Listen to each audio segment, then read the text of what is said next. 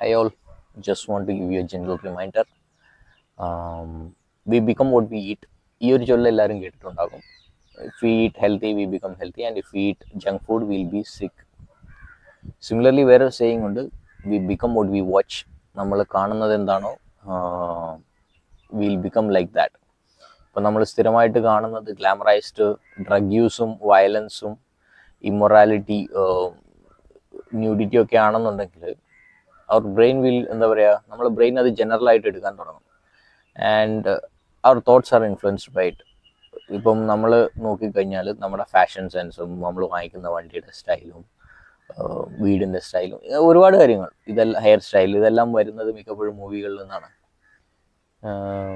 ഇപ്പം especially kids ഇതിൽ exposure ആകുമ്പം ഇപ്പം അവർ ഭയങ്കരമായിട്ട് ഇമിറ്റേറ്റ് ചെയ്യാൻ ശ്രമിക്കും. അവർ പഠിക്കുന്നത് അങ്ങനെയാണ്.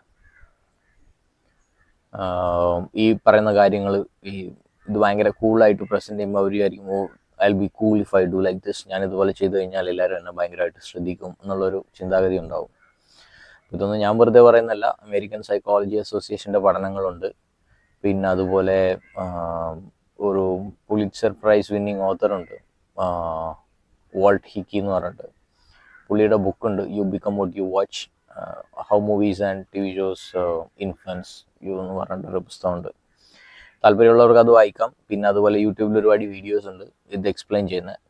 സോ ഇപ്പം നിങ്ങളുടെ ലൈഫിൻ്റെ ക്വാളിറ്റി ഇമ്പ്രൂവ് ചെയ്യണമെന്നുണ്ടെങ്കിൽ, if you want to have a good life, എന്താ പറയുക, നല്ല ക്വാളിറ്റി കണ്ടന്റ് വാച്ച് ചെയ്യുക, ഇൻസ്പയറിങ് കണ്ടന്റ്സ് വാച്ച് ചെയ്യുക, മൂവീസ് ഓൾസോ ഇൻസ്പയറിങ് ആയിട്ടുള്ള മൂവീസ് വാച്ച് ചെയ്യുക. ഈ ന്യൂഡിറ്റിയും ഈ വയലൻസും ഇമ്മൊറാലിറ്റി ഒക്കെ പ്രസൻറ്റ് ചെയ്യുന്നത് മാക്സിമം അവോയ്ഡ് ചെയ്യുക. എസ്പെഷ്യലി കുറച്ച് യൂട്യൂബേഴ്സ് ഉണ്ട്, ഈ അവിഹിതം അല്ലാതെ വേറൊരു കണ്ടന്റ് എടുക്കാൻ അറിയില്ല അവന്മാർക്ക്. അവരൊക്കെ മാക്സിമം അവോയ്ഡ് ചെയ്യുക. ബിക്കോസ് ദാറ്റ് കൈൻഡ് ഓഫ് എന്താ പറയുക തോട്ട്സിന് നിങ്ങളുടെ ലൈഫിന് it will make a lot of problems.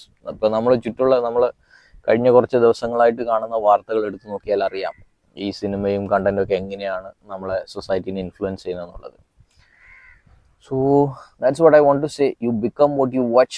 So make sure you watch good things that makes your life better. Okay, bye.